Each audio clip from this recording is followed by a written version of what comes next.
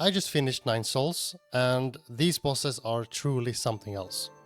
I had so much fun that I wanted to make a dedicated video for the bosses of 9 Souls, because they simply deserve it. I actually think this is my all-time favorite package of bosses in one single game, at least what I can remember. They are unique, memorable, and so creative that they really let you express yourself and your playstyle. The bosses felt carefully handmade in relation to the combat system in a way that I find quite rare. They also never felt unfair. Even when two mechanics overlapped, there were ways to deal with it. Sometimes my answer was to not do anything at all, because it was too risky, but that's the balance I love so much.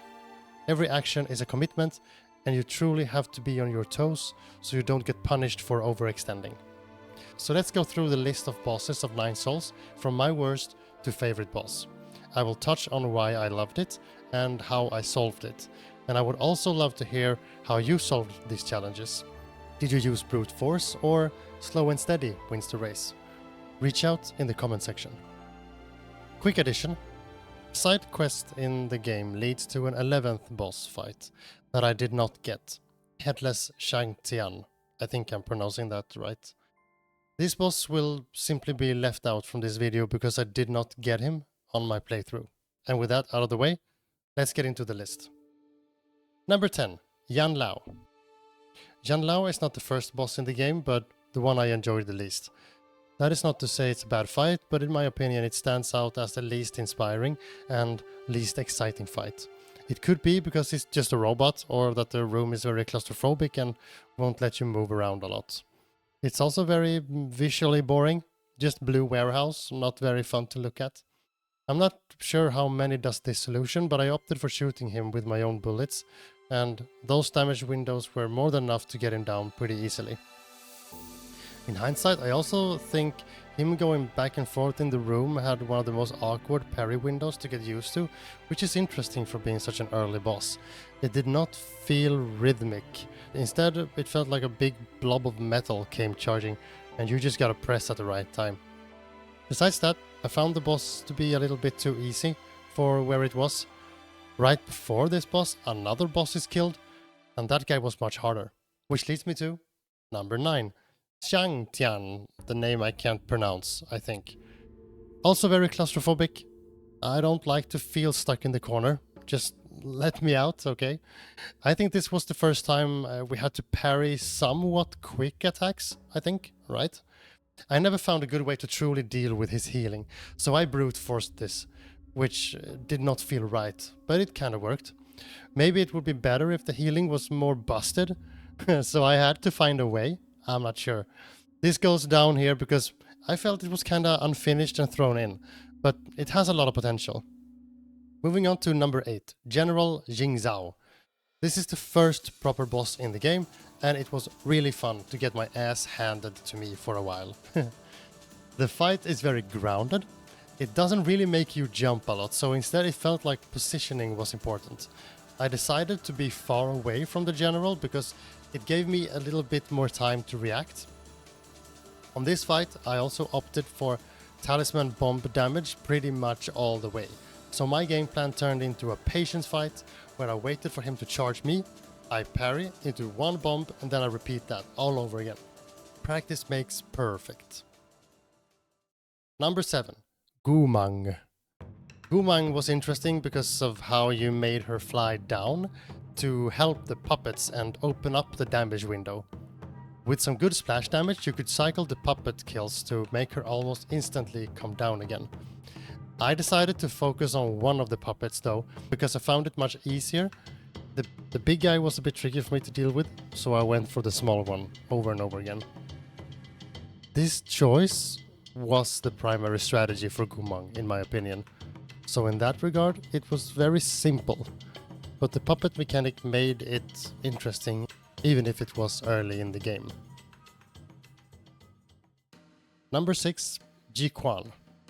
Jiequan was the first boss where I felt like the difficulty spiked, and I did not understand I could parry his red slow charged up attack, so I opted for a dodge strategy instead.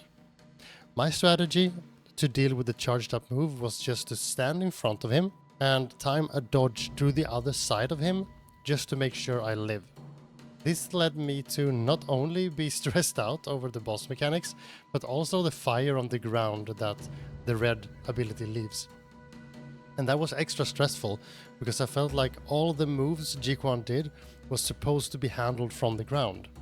So I did not want to jump, but in my head the game forced me to jump because of the fire. This is obviously not true because you should parry that ability, I just didn't know it yet and worked around it in my way. Which is also why I love these boss fights, by the way, that you can do that. I also have found out by watching other streamers and content creators do the fight afterwards that you can apparently poison him, which makes him cough sometimes, giving you free damage windows, and I did not have those. One thing I really liked about this fight was the shield. It really taught me how to charge my sword if I could, because eventually I would need it. Because of my dodgy strategy, I had to be really quick over on his side when he put that shield up to heal. So doing the jump dash movement really helped too. I think this was the hardest boss fight for me in terms of struggle. I had a blast, but I also felt like I was not good enough for Jiequan. I had problems with my game plan, and the kill I got was somewhat weird because I decided to shoot an arrow without knowing how much health he had left. Turns out he was almost dead, and I joined the kill and went on to celebrate instead. Number 5. Kang Hui. That they managed to get hacking into a boss fight was really cool. First time I realized it, I was so happy, and they do this quite a few times during the game. Place a hacking machine close to combat, so you gotta hack a little bit faster. During this fight, I really got to eat my own decisions because I had 0 bow upgrades, and it turns out they are really useful here. So what do? Grind for bow upgrades? No. I choose the bow strategy and I rely on the 2 shots I have. Lucky me, the flies in the room can drop arrows, so I try to gather small enemies up and shoot them and splash damage onto the boss and other enemies, hoping that I get an arrow back from the enemies it kills. Eventually, luck is on my side, and I get out of the race as a verified dog killer. Number 4. G. Okay, this boss was crazy, and let me just say hell yes to letting us stop the wheel of fortune and try to choose the upcoming mechanic. I love this. I noticed that the little pot had arrows and health in it, so I tried to pick that every time. G also introduced moves from behind, so at various points we need to turn around quick and parry that thing from behind and turn back around again. That was really fun. I think this boss also had my favorite thing to parry, which was the 4 knives in the air from different directions and the slow knives from and into the black hole mechanic, as I called it, the one that sucks you in the middle. At this stage, I feel pretty comfy doing quite a lot of things in the air and ended up with a bomb. So my bread and butter started to look something like the big charge up sword into 2 air slashes, followed up with 1 down slash to get some momentum up in the air, and another 2 slashes in the air, followed up with the bomb. And pairing these combos with all the crazy movements in this boss, that was just so much fun. So number 3 is Fengs. This boss hurts. Like, every hit deals so much damage. At first I had some trouble understanding the move where he puts his claws into the ground and drags them to him. What I did not understand is that this should be parried by turning around, similar to G's daggers mentioned earlier. Because I did not understand that, I opted for jumping and dashing back, creating distance and leaving him to jump me. This worked for a while, but I also felt I missed so much damage by doing this. Eventually I started to figure the pairing out, and then first phase opened up pretty quickly. The real mess starts on second phase because now we have some nasty overlaps. Snake on the floor leads to jumping, but the boss does his jump attack, pushes you down. Or maybe snakes from the roof, and parrying pushes you back. Overlaps like this is right up my alley because even if it's the same ability from the boss as before, the solution you once had does not work anymore. So how did I solve it? Well, this time I actually went back to farm out some money because I wanted more arrows. My plan was to use the arrows as a way to interrupt the boss when the snakes come, to negate the nasty overlaps as much as I could. And you know what? It worked out pretty well. A few tries after my arrow grinding, I locked in, I found my zone, and I got a pretty clean kill. The moves are so slow and chunky that it feels really embarrassing to miss a timing, and when more attacks and flying daggers are added, the parrying turns into somewhat therapeutic, delightful rhythm. Number 2. Eigong.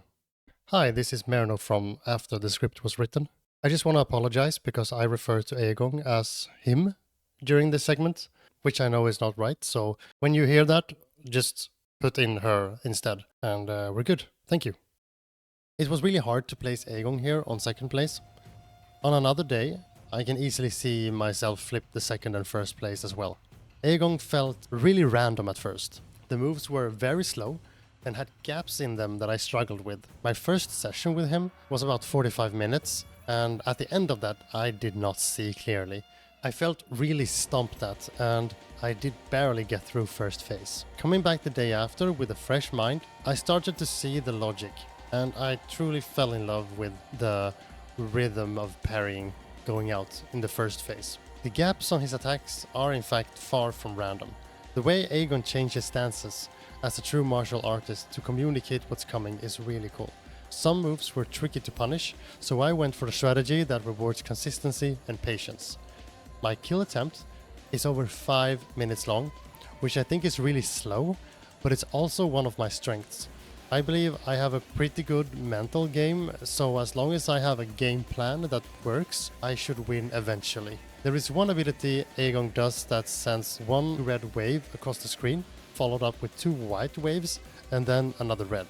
I did not enjoy this move one bit, so I opted for a strategy to always have arrows to stun him, similar to the Fengs strategy, where I shot the arrow to nullify some mechanics. That's what I did here too. I noticed that if I position myself somewhat close to him after this ability, then he would not do another one directly after, continuing the fight as usual. So this was really effective for me. If he started that big red swing, I shot an arrow and then I dashed into him. In almost all cases, he just kept going. If I can choose one word to explain this fight, it's Zen. Find it, enter full focus flow state, and you shall be rewarded. This leads up to number 1, Lady Ethereal. Lady Ethereal makes it to the top spot of my boss list of 9 souls. Everything I've said about the other bosses is also true here. Extremely fun parrying windows. Very creative in what way to find the damage windows and where to avoid the damage.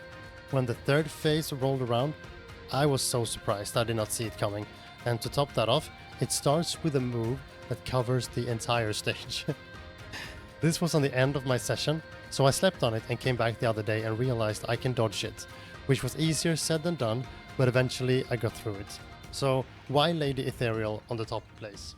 I found Lady Ethereal and Eigong pretty much equally fun to fight and figure out, but Ethereal was just my jam a little bit more. More flowy, more dodgy, fast, and a lot of stuff happening at the same time.